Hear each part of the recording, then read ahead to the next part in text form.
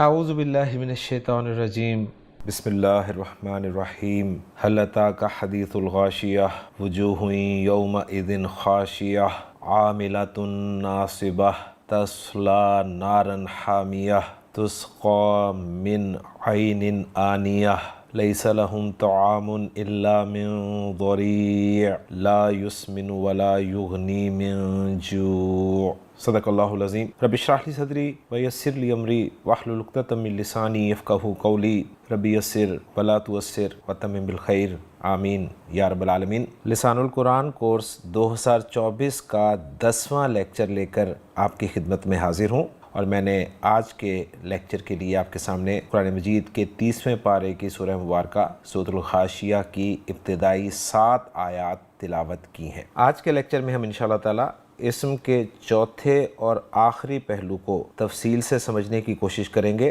ان آیات کے حوالے سے۔ تو سب سے پہلے ہم ان آیات میں جو اسماء موجود ہیں ان اسماء کو اپنے پڑھے گئے ٹاپکس جنس، عدد اور وسعت کے اعتبار سے سمجھنے کی کوشش کرتے ہیں۔ تو سب سے پہلے آپ ان آیات میں اسماء کو پہچانیں گے، اور اسماء کو پہچاننے کی جو علامات میں نے آپ کو بتائی ہیں، جیسا کہ آپ سکرین پہ دیکھ رہے ہیں، اسم کو پہچاننے کی 3 میں نے آپ کو بنیادی علامات سمجھائی ہیں، بتائی ہیں۔ اگر آپ کو لفظ کے معنی نہیں بھی آتے تو آپ ان علامات کی بنیاد پر اسماء کو پہچان سکتے ہیں۔ تو اسماء کو پہچاننے کی پہلی علامت یہ ہے کہ لفظ کے آخر میں اگر گولتا ہو تو وہ اسم ہوگا۔ دوسری علامت ہے اسم کے آخر میں اگر تنوین ہو، یعنی ڈبل حرکت ہو، یعنی 2 پیش ہوں، 2 زبر ہوں یا 2 زیر ہوں تو وہ بھی اسم ہوگا، اور اگر لفظ کے شروع میں الف لام ہو تو وہ بھی اسم ہوگا۔ تو دیکھتے ہیں جی ہم ان الفاظ کے حوالے سے۔ تو هل اتاک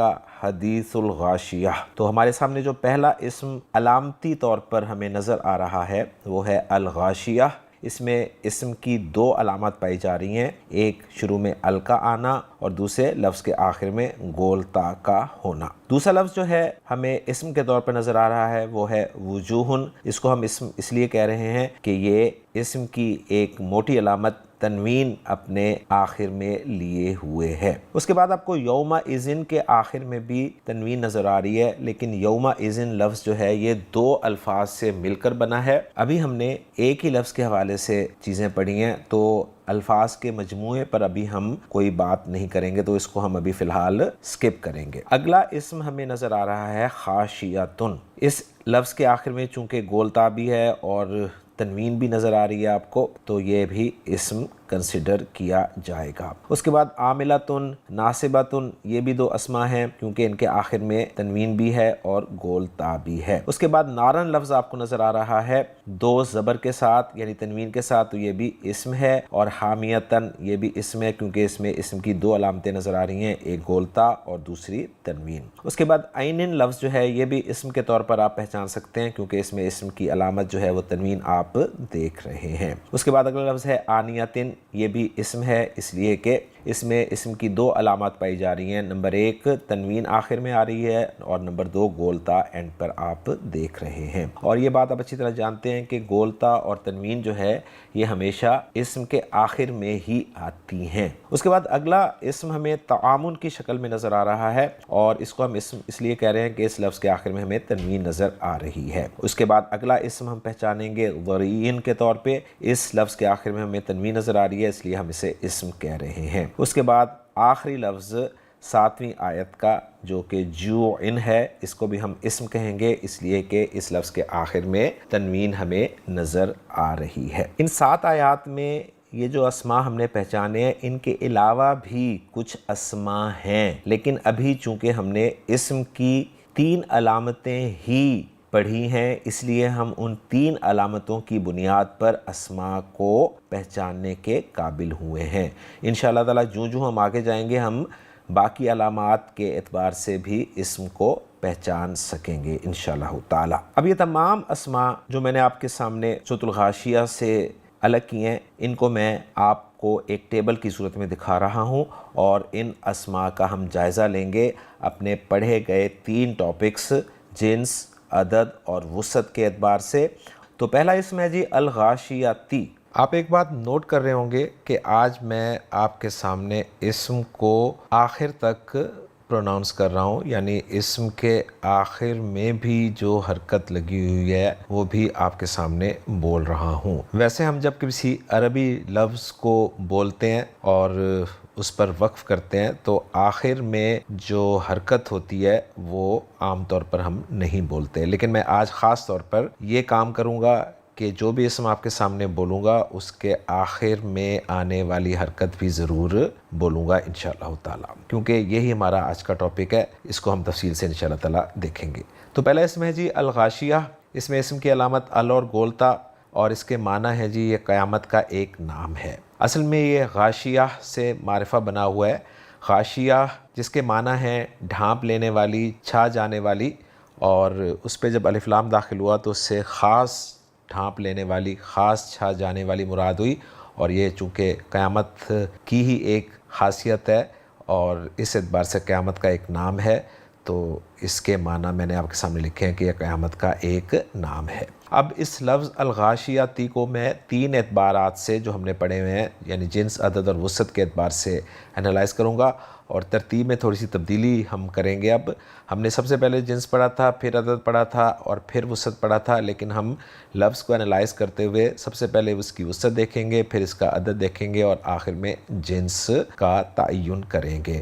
تو وسعت کے اعتبار سے یہ اسم معرفہ ہے، اور معرفہ کی یہ کون سی قسم ہے؟ معرفہ کی یہ قسم معرف باللام ہے۔ عدد کے اعتبار سے یہ واحد ہے، اور واحد میں سے اس لیے کہہ رہا ہوں کہ اس کے معنی ہمارے سامنے آ گئے ہیں کہ قیامت کا ایک نام ہے، اور ویسے بھی آپ جانتے ہیں کہ اگر یہ مثنیٰ ہوتا تو اس کے آخر میں آنی اور عینی کی آواز آتی، اگر یہ جمع سالم مذکر ہوتا تو آخر میں اونا یا اینا کی آواز آ رہی ہوتی، اور اگر جمع سالم مؤنث ہوتا تو آتن یا آتن کی آواز آ رہی ہوتی۔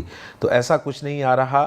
جمع مکسر یہ اس لیے نہیں ہے کیونکہ اس لفظ کے معنی سے ہمیں پتہ چل رہا ہے کہ یہ واحد ہے۔ اگلے اسم کی طرف چلتے ہیں جی، یہ ہے وجوہن، اور اس میں اسم کی علامت تنوین ہم نے پہچانی ہے، اور اس کے معنی لکھے ہوئے ہیں چہرے، گویا لفظ بتا رہا ہے کہ یہ جمع لفظ ہے۔ اور اب 3 اعتبار سے اسے ہم انالائز کریں۔ وسعت کے اعتبار سے تو یہ نکرہ ہے، عدد کے اعتبار سے دیکھیں تو یہ جمع مکسر ہے۔ جمع مکسر ہم اسے اس لیے کہہ رہے ہیں کہ وجہ کی جمع ہے، اور وجہ کی جمع وجوہ چونکہ آ رہی ہے، اور اگر یہ جمع سالم ہوتی تو اونا یا اینا کی آواز آ رہی ہوتی، اس لیے ہم نے اسے جمع مکسر کہہ دیا ہے۔ جنس کے اعتبار سے دیکھیں گے تو واحد اسم وجہ جو ہے یہ مذکر ہے، اس لیے ہم اسے بھی مذکر ہی ٹریٹ کریں گے۔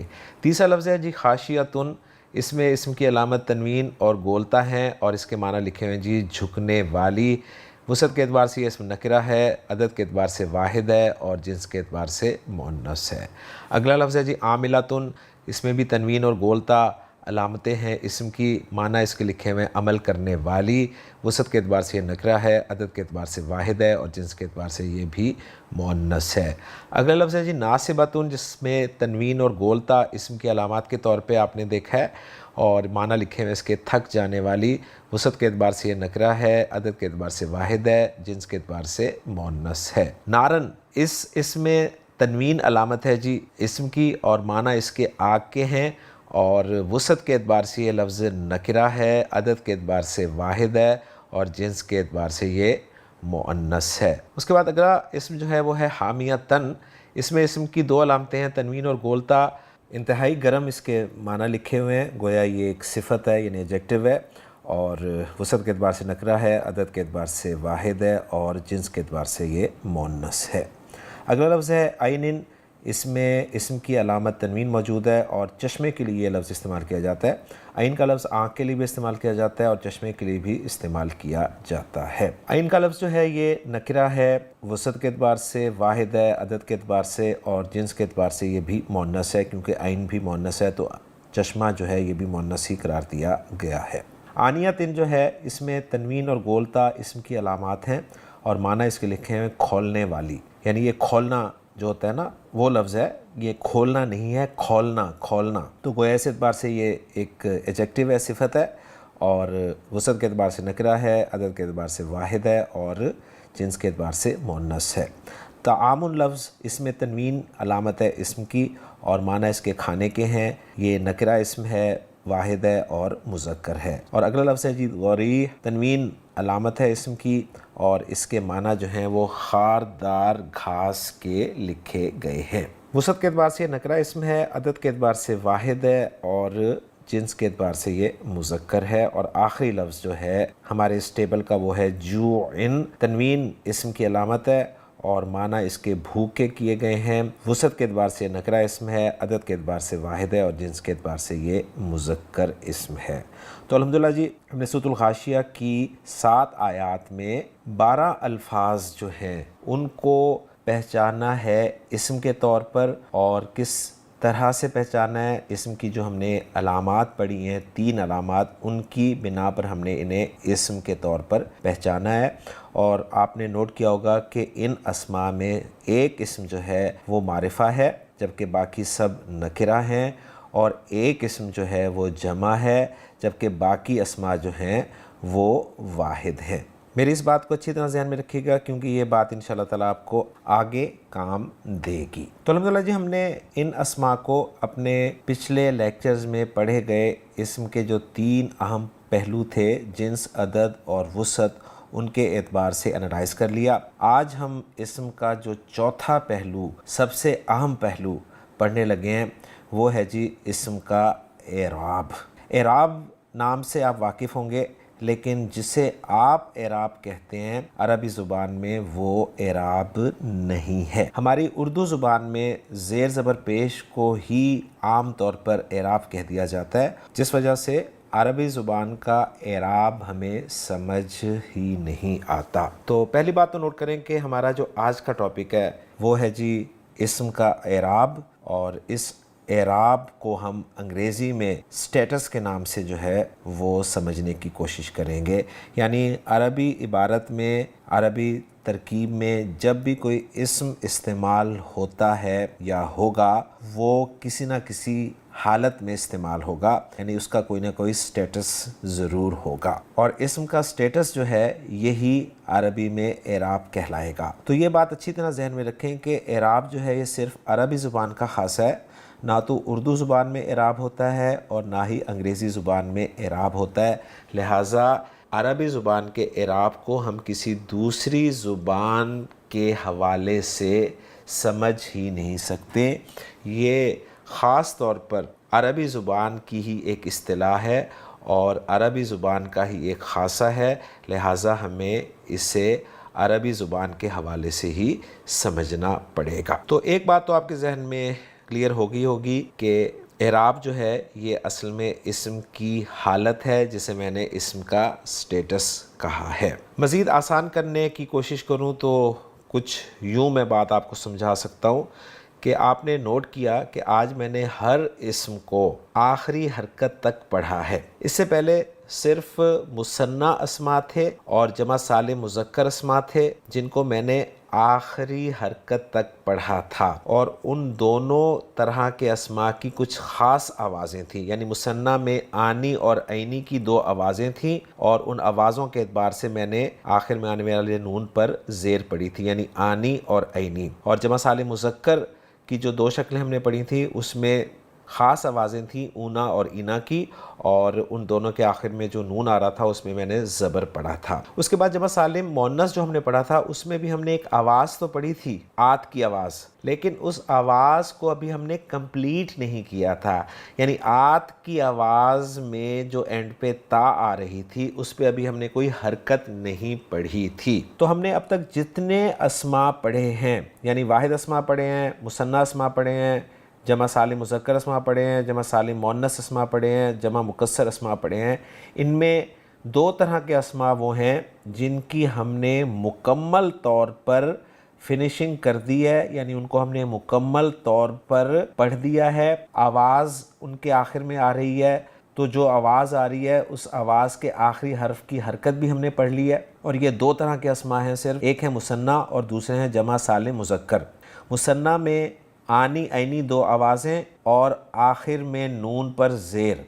جمع سالم مذکر میں اونا اینا 2 آوازیں اور آخر میں آنے والے نون پر زبر۔ تو گویا یہ صرف 2 طرح کے اسماء ہیں جن کی ہم نے فنیشنگ کر دی ہے۔ اب باقی جو اسماء ہیں، واحد، جمع مکسر اور جمع سالم مؤنث، ان اسماء کی ابھی ہم نے فنیشنگ نہیں کی، یعنی ان کے آخر میں ہم نے ابھی تک کوئی حرکت نہیں لگائی، اور ان تین میں سے ایک جمع سالم مؤنث جو ہے اس میں ہم نے ساؤنڈ تو ایک رکھی ہے، لیکن اس ساؤنڈ کو ابھی ہم نے کمپلیٹ نہیں کیا، یعنی ساؤنڈ میں جو آخر میں تا آ رہی ہے اس تا پر ابھی ہم نے کوئی حرکت نہیں کی۔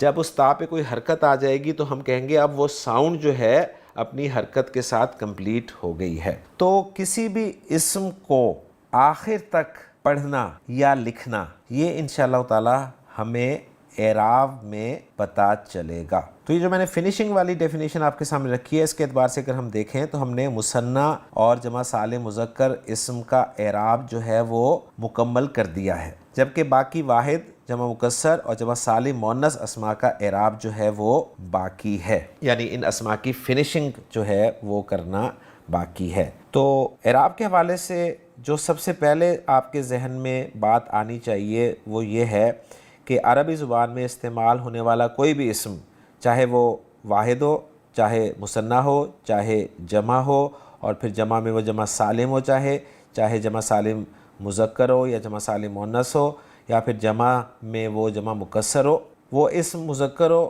وہ اسم معرفہ ہو یا نکرہ اسم ہو، ہر اسم کا کوئی نہ کوئی اعراب ہوگا، یعنی اس اسم کا عبارت میں کوئی نہ کوئی سٹیٹس ہوگا، یعنی اس اسم کی عبارت میں کوئی نہ کوئی حالت ہوگی۔ اور جس طرح اسم جنس کے اعتبار سے دو طرح کا ہوتا ہے، مذکر ہوتا ہے یا مؤنث ہوتا ہے، عدد کے اعتبار سے تین طرح کا ہوتا ہے، یا واحد ہوتا ہے یا مثنیٰ ہوتا ہے یا جمع ہوتا ہے، وسط کے اعتبار سے دو طرح کا ہوتا ہے، یا نکرہ ہوتا ہے یا معرفہ ہوتا ہے، تو نوٹ کر لیں کہ عربی زبان میں استعمال ہونے والا کوئی بھی اسم اعراب کے اعتبار سے تین طرح کا ہوتا ہے۔ نمبر ایک مرفوع، نمبر دو منصوب، نمبر تین مجرور۔ تو یہ بالکل نئی چیزیں آپ کے سامنے آئی ہیں، مرفوع، منصوب اور مجرور۔ اس وقت آپ نے ان لفظوں کے معنی جانے بغیر، ان لفظوں کی گہرائی میں جائے بغیر ان الفاظ کو بس یاد کرنا ہے کہ اسم جو ہے وہ اعراب کے اعتبار سے تین طرح کا ہوتا ہے۔ نمبر ایک مرفوع ہوتا ہے، نمبر دو منصوب ہوتا ہے، نمبر تین مجرور ہوتا ہے، اس کے علاوہ اور کچھ نہیں ہوتا۔ یعنی عربی عبارت میں اسم جو ہے وہ یا تو حالت رفع میں موجود ہوتا ہے، اور اس حالت میں ہونے کی وجہ سے اسے کہتے ہیں کہ اسم مرفوع ہے، یا پھر اسم عبارت میں حالت نصب میں ہوتا ہے اور اس اعتبار سے اسم کو کہا جاتا ہے کہ یہ منصوب ہے، اور یا پھر اسم جو ہے وہ حالت جر میں ہوتا ہے اور اس اعتبار سے اسم کو کہا جاتا ہے کہ یہ مجرور ہے۔ تو بس آپ نے ابھی یہی یاد رکھنا ہے کہ عربی زبان میں کسی بھی اسم کی تین اعرابی حالتیں ہوتی ہیں، نمبر ایک حالت رفع، نمبر دو حالت نصب، نمبر تین حالت جر، اور حالت رفع میں پایا جانے والا اسم مرفوع کہلاتا ہے، حالت نصب میں پایا جانے والا اسم منصوب کہلاتا ہے، اور حالت جر میں پایا جانے والا اسم جو ہے وہ مجرور کہلاتا ہے۔ اب ہم نے دیکھنا یہ ہے کہ واحد اسم جب مرفوع ہوتا ہے تو کیسا دکھتا ہے، منصوب ہوتا ہے تو کیسا دکھتا ہے، مجرور ہوتا ہے تو کیسا دکھتا ہے۔ پھر مثنیٰ اسم مرفوع ہوتا ہے، منصوب ہوتا ہے، مجرور ہوتا ہے تو کیسا دکھتا ہے، جمع سالم مذکر اسم مرفوع، منصوب، مجرور ہوتا ہے تو کیسا دکھتا ہے، اور اسی طرح باقی اسماء۔ تو آج کے لیکچر میں ہم صرف واحد اور جمع مکسر اسماء کا اعراب جو ہے وہ پڑھیں گے، یعنی واحد اور جمع مکسر اسماء مرفوع کس طرح دکھائی دیتے ہیں، منصوب کس طرح دکھائی دیتے ہیں، اور مجرور کس طرح دکھائی دیتے ہیں۔ اب آپ کو سمجھ میں آیا ہوگا کہ میں نے آپ کے سامنے سورۃ الغاشیہ کی جو 7 آیات رکھی ہیں، ان آیات میں صرف دو طرح کے ہی اسم آپ کے سامنے آئے ہیں عدد کے اعتبار سے، نمبر ایک واحد، نمبر دو جمع مکسر، اور جمع مکسر کا بھی ایک ہی لفظ آیا ہے، باقی تمام الفاظ جو ہیں وہ واحد آئے ہیں۔ اور جنس کے اعتبار سے اسماء جو ہیں یا مذکر ہیں یا مؤنث ہیں، یعنی دونوں طرح کے اسماء موجود ہیں، اور وسط کے اعتبار سے بھی دونوں طرح کے اسماء آپ کے سامنے آئے ہیں، صرف ایک معرفہ ہے اور باقی تمام نکرہ ہیں۔ تو آج کے لیکچر میں ہم انشاءاللہ تعالی واحد اور جمع مکسر اسماء کے اعراب کو سمجھنے کی کوشش کریں گے۔ اب ایک مرتبہ ہم پھر اس ٹیبل پر نظر ڈالتے ہیں۔ اس ٹیبل میں جو واحد اسماء ہیں، اور میں واحد نکرہ اسماء کی بات کر رہا ہوں، ان پہ ذرا غور کریں۔ ان میں آپ کے سامنے خاشیہ ہے، عاملہ ہے، ناصبہ ہے، نارن ہے، حامیہ ہے، عینن ہے، آنیہ ہے، طعام ہے، ضریع ہے، جوع ہے۔ تو آپ کو یہ جو واحد اسما ہیں، چاہے یہ مذکر ہیں چاہے مؤنث ہیں، آپ کو ان اسما کے آخر میں تنوین تو نظر آ ہی رہی ہے، ساتھ آپ کو یہ بھی نظر آ رہا ہے کہ وہ تنوین کبھی دو پیش کے ساتھ آ رہی ہے، کبھی دو زبر کے ساتھ آ رہی ہے اور کبھی دو زیر کے ساتھ آ رہی ہے۔ یعنی خاشیتن، عاملتن، ناصبتن، تعامل میں دو پیش آخر میں آ رہے ہیں، نارن، حامیتن دو زبر آخر میں آ رہے ہیں، عینن، آنیتن، ضریئن اور جوئن دو زیر آخر میں نظر آ رہے ہیں۔ تو اسی سے رزلٹ ہمارا یہ نکلا کہ ہمارا اسم جو واحد ہو، چاہے وہ مذکر ہو چاہے مؤنث ہو، اس کا اعراب جو ہے وہ آخری حرف پر دو پیش، دو زبر یا دو زیر کے ساتھ ذکر کیا جائے گا۔ یعنی واحد اسما کی فنیشنگ جو ہے آخری حرف پر دو پیش کے ساتھ یا دو زبر کے ساتھ یا دو زیر کے ساتھ کی جائے گی۔ دو پیش کے ساتھ واحد اسم جو ہے آخری حرف پر مرفوع کہلائے گا، دو زبر کے ساتھ منصوب کہلائے گا اور دو زیر کے ساتھ مجرور کہلائے گا۔ اسی طرح ذرا نظر ڈال لیجئے جمع مکسر اسم پر بھی۔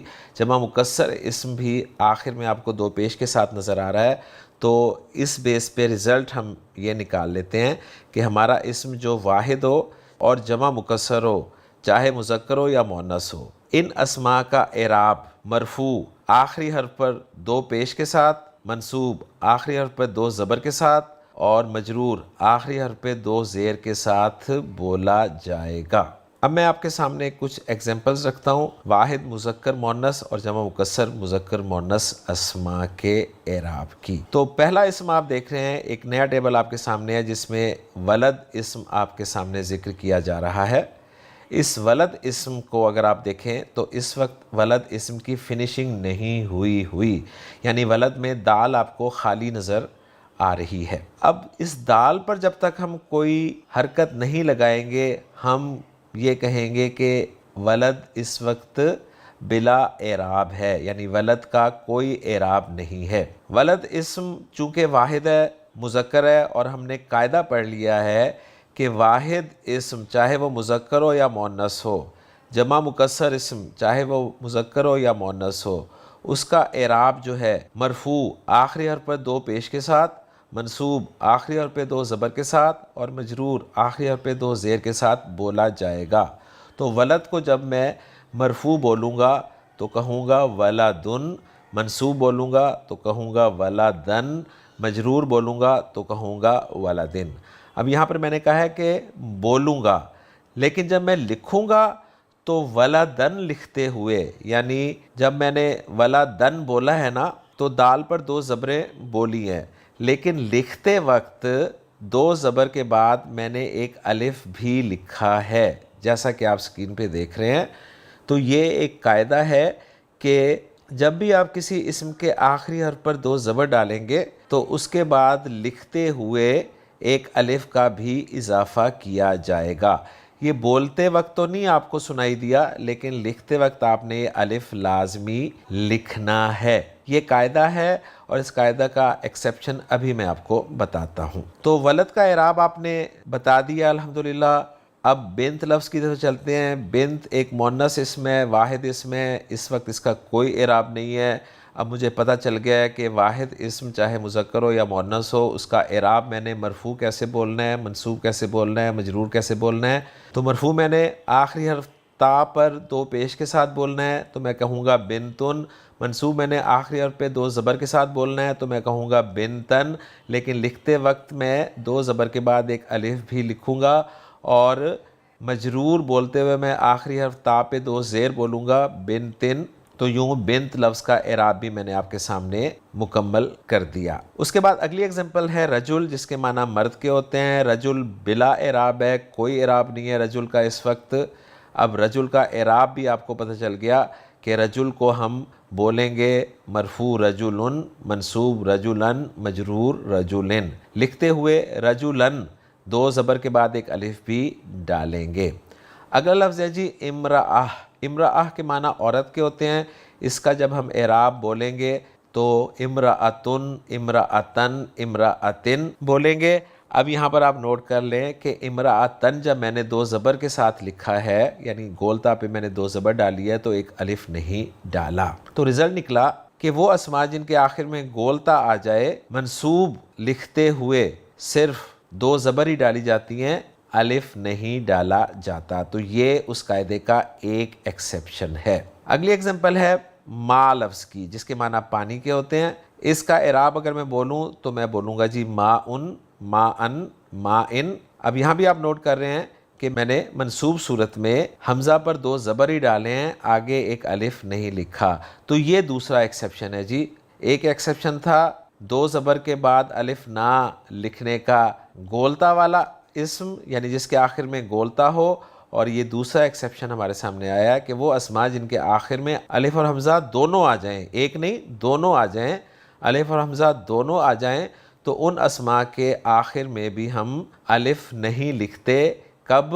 منصوب صورت میں، یعنی حمزہ پر ہم دو زبر ڈالیں گے صرف، حمزہ کے بعد الف نہیں لکھیں گے۔ ایک ایگزامپل اور دیکھ لیں، سما ایک مؤنث اسم ہے، اس کے آخر میں بھی الف اور حمزہ آپ کو دونوں اکٹھے نظر آ رہے ہیں، بولتے ہوئے تو ہم سماعن، سماعن، سماعن کہیں گے، لیکن لکھتے ہوئے سماعن ہم صرف حمزہ پر دو زبر ہی ڈال دیں گے، آخر میں الف نہیں ڈالیں گے۔ تو یہ ایگزامپلز میں نے آپ کے سامنے رکھی ہیں جی واحد اسماء کی۔ اب ہم دیکھتے ہیں جمع مکسر اسماء کی ایگزامپلز۔ ان میں نے 4 ایگزامپلز آپ کے سامنے رکھی ہیں جمع مکسر کی۔ اس میں پہلا لفظ ہے جی اولاد، جو کہ ولد کی جمع ہے، مذکر ہے، بولوں گا میں اس کا اعراب اولادن، اولادن، اولادن، کیونکہ مجھے رول پتہ چل گیا ہے کہ واحد اور جمع مکسر اسماء کو میں نے مرفوع آخری حرف پر دو پیش کے ساتھ بولنا ہے، منصوب آخری حرف پہ دو زبر کے ساتھ بولنا ہے، مجرور آخری حرف پہ دو زیر کے ساتھ بولنا ہے، اور منصوب لکھتے ہوئے دو زبر کے بعد ایک الف بھی لکھنا ہے، سوائے دو صورتوں کے۔ نمبر 1، اگر آخر میں گولتا ہے تو الف نہیں لکھنا، نمبر 2، آخر میں الف اور حمزہ اکٹھے ہیں تو بھی اینڈ پر الف نہیں لکھنا۔ تو اولاد لفظ کو میں جب منصوب لکھوں گا تو دو زبر کے بعد ایک الف بھی لکھوں گا۔ تو اولاد کا اعراب بھی آپ کو پتہ چل گیا جی، اولادن، اولادن، اولادن۔ نساء یہ امرأہ کی جمع ہے، اور اس کا اعراب میں بولوں تو بولوں گا نساءن، نساءن، نسائن۔ اب اس اسم کے آخر میں بھی الف اور حمزہ ہیں تو ہم منصوب صورت میں اسے لکھتے ہوئے صرف حمزہ پر دو زبر ڈال دیں گے، آخر میں الف نہیں لکھیں گے۔ اگلا لفظ ہے کتب، جو کہ کتاب کی جمع ہے، مذکر اسم ہے، اور اس کا اعراب مرفوع کتبن، منصوب کتبن، مجرور کتبن بولا جائے گا، اور لکھتے ہوئے دو زبر کے بعد ایک الف بھی لکھا جائے گا۔ آخری لفظ ہے انفس، جو کہ نفس کی جمع ہے اور نفس مؤنث ہے۔ انفس کا اعراب مرفوع انفسن، منصوب انفسن، مجرور انفسن بولا جائے گا، لکھتے ہوئے منصوب صورت میں دو زبر کے بعد سین پر ایک الف بھی ڈالا جائے گا۔ تو الحمدللہ جی، آج کے لیکچر میں ہم نے واحد اور جمع مکسر اسماء کے اعراب کو پڑھ لیا کہ واحد اور جمع مکسر اسماء کا اعراب جو ہے یہ حرکات کے ساتھ ذکر کیا جائے گا، مرفوع آخری حرف پر دو پیش کے ساتھ، منصوب آخری حرف پہ دو زبر کے ساتھ، مجرور آخری حرف پر دو زیر کے ساتھ۔ اب میں آپ کو ایک اور ٹیبل دکھا رہا ہوں جس میں آپ کو 3 اسماء نظر آ رہے ہیں، جن اسماء کے آخر میں حمزہ ہے لیکن حمزہ سے پہلے الف نہیں ہے۔ پہلا لفظ ہے جی جز، دوسرا ہے سو، تیسرا ہے شیء۔ جز کے معنی جز کے ہیں، پارٹ کے ہیں، سو کے معنی برائی کے ہیں، شیء کے معنی چیز کے ہیں۔ تینوں واحد اسماء ہیں، تینوں مذکر اسماء ہیں۔ ان کا اعراب اگر میں بولوں تو مرفوع جزء، منصوب جزءاً، مجرور جزء، سوء سوءاً سوء، شیء شیئاً شیئن بولوں گا، اور لکھتے وقت منصوب انہیں میں دو زبر کے بعد ایک الف بھی لکھوں گا ساتھ، کیونکہ یہ وہ اسماء ہیں جن کے آخر میں الف اور حمزہ نہیں ہے، صرف حمزہ ہے۔ اگر الف اور حمزہ ہوتا تو پھر میں آخر میں الف نہ لکھتا۔ اور ان تینوں کی ایگزامپلز میں آپ کو قرآن مجید سے منصوب صورت میں دکھاتا ہوں۔ جزءاً دیکھیں آپ سورۃ الزخرف میں اللہ تعالیٰ نے ارشاد فرمایا وَجَعَلُوا لَهُ مِنْ عِبَادِهِ جُزْءًا، تو جزءاً دیکھیں آپ کو منصوب نظر آ رہا ہے اور اینڈ پہ الف لکھا ہوا نظر آ رہا ہے۔ اسی طرح سوءاً دیکھیں منصوب صورت میں سورۃ النساء آیت نمبر 110 میں وَمَن يَعْمَلْ سُوءًا، تو یہاں پر سوءاً آپ کو منصوب نظر آ رہا ہے، حمزہ پر 2 زبر ہیں اور آخر میں الف بھی لکھا ہوا ہے۔ اور تیسرا لفظ شیئن، اس کا رسم الخط بھی نوٹ کر لیں، میں نے دونوں طرح سے آپ کو شیئن لکھ کے دکھایا ہے، ایک عام اور ایک قرآن مجید میں جس طرح وہ لکھا ہوا ہے۔ تو شیئن کا لفظ جو ہے سورۃ البقرہ آیت نمبر 48 میں آپ کو نظر آ رہا ہے کہ وَاتَّقُوا يَوْمًا لَا تَجْزِي نَفْسٌ عَن نَفْسٍ شَيْئًا، تو شیئن کا لفظ آپ کو منصوب نظر آ رہا ہے اور ایک الف بھی حمزہ کے بعد نظر آ رہا ہے۔ تو میں نے جو کچھ پڑھایا آپ کو الحمدللہ سمجھ آ گیا ہوگا۔ اب میں اگر آپ کے سامنے سورۃ الغاشیہ کی وہی آیات 7 آیات جو ہم نے شروع میں پڑھی ہیں وہ آپ کے سامنے رکھوں تو امید کرتا ہوں کہ آپ اسماء کے اعراب کو پہچان لیں گے۔ تو پہلا اسم ہم نے پہچانا تھا جی الغاشیاتی۔ اب یہاں پر آپ نوٹ کر رہے ہوں گے کہ یہاں پر الغاشیاتی تنوین نہیں آخر میں آ رہی، یعنی آپ کو مجرور تو یہ نظر آ رہا ہے لیکن سنگل حرکت کے ساتھ مجرور نظر آ رہا ہے، تو اس بات کو بھی سمجھ لیجئے۔ اسکرین پہ آپ دیکھ لیں، ایک اہم قاعدے کے طور پر آپ کو ایک پوائنٹ نظر آ رہا ہے، لکھا ہوا ہے کہ جن اسماء کے آخر میں تنوین آتی ہے، اور ابھی ہم نے یہی پڑھا ہے کہ صرف واحد اور جمع مکسر اسماء کے آخر میں تنوین آ رہی ہے، تو جن اسماء کے آخر میں تنوین آتی ہے اگر ان اسماء کے شروع میں الف لام لگا دیا جائے تو ان اسماء کی تنوین ختم ہو جاتی ہے۔ ایگزامپلس کے طور پہ میں نے 4 اسماء رکھے ہیں، پہلے انہیں الف لام کے بغیر دکھایا ہے، رجلن، رجلن، رجلن، لیکن جب ان پہ الف لام داخل کیا تو دیکھیں تنوین ختم ہو گئی، تو رجلن پر جب الف لام داخل کیا تو بن گیا جی الرجل، رجلن پہ جب الف لام داخل کیا تو بن گیا الرجلا، اور یہاں پر نوٹ کر لیں کہ رجلن میں جو آخر میں الف لکھا تھا نا، اب الف لام داخل کرنے کی وجہ سے وہ الف اینڈ والا چلا گیا، کیونکہ وہ الف 2 زبر کے ساتھ لکھنا تھا، اب 2 زبر نہیں رہے تو وہ الف بھی نہیں رہا، تو الرجلا منصوب اور الرجلی مجرور۔ رجال رجل کی جمع ہے، رجال کا اعراب مرفوع رجالن منصوب رجالن مجرور رجالن ہوگا، الف لام داخل کر دیا جائے تو الرجالو مرفوع الرجالہ منصوب الرجالی مجرور۔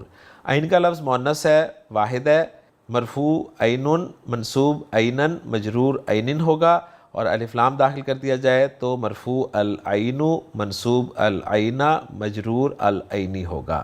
عین کی جمع عیون ہے، عیون مرفوع عیونن منصوب عیونن مجرور عیونن ہوگا، اور الف لام داخل کر دیا جائے تو مرفوع العیون منصوب العیونہ مجرور العیونی ہو جائے گا۔ تو یہ پوائنٹ اب آپ کو سمجھ میں آ گیا ہوگا کہ الغاشیتی جو ہے یہ واحد اسم ہے اور الف لام داخل ہوا ہے، اور واحد اسم جس کے آخر میں تنوین آتی ہے، اگر تنوین والے اسم پر الف لام داخل کر دیا جائے تو تنوین ختم ہو جاتی ہے، یعنی ال کے بغیر یہ تھا غاشیتن اور ال لگ گیا تو الغاشیتی ہو گیا۔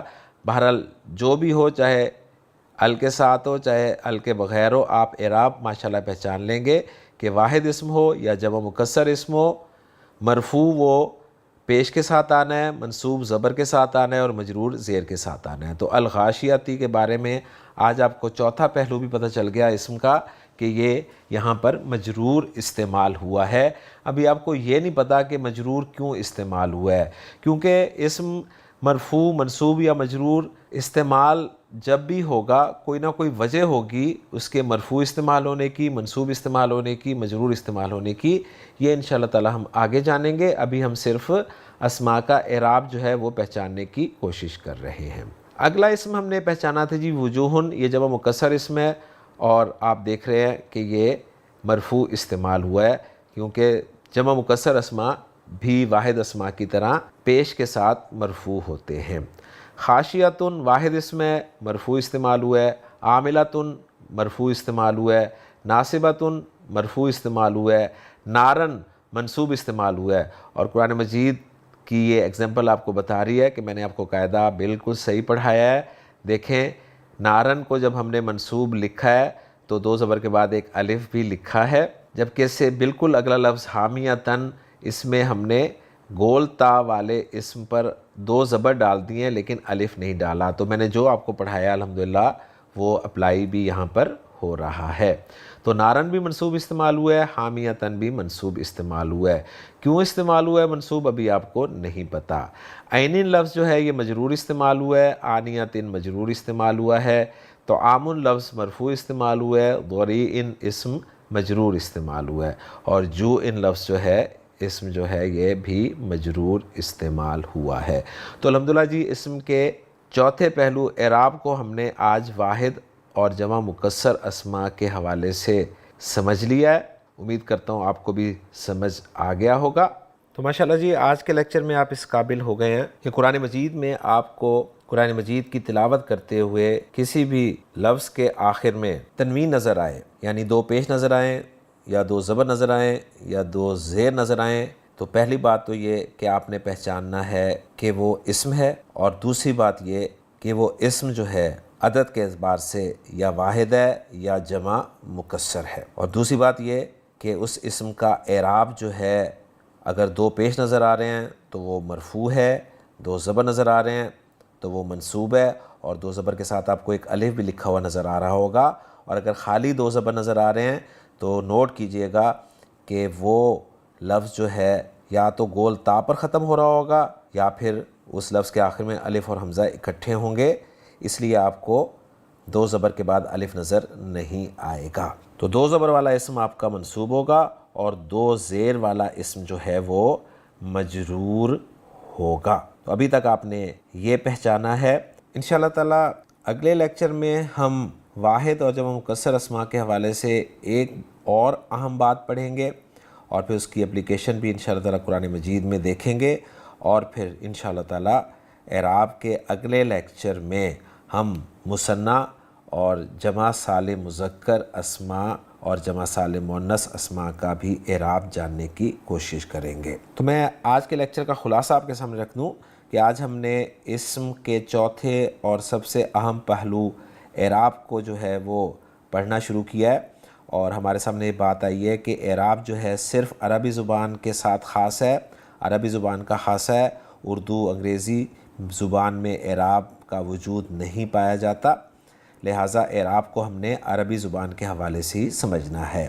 اعراب اصل میں کسی بھی اسم کی فنشنگ کو کہتے ہیں۔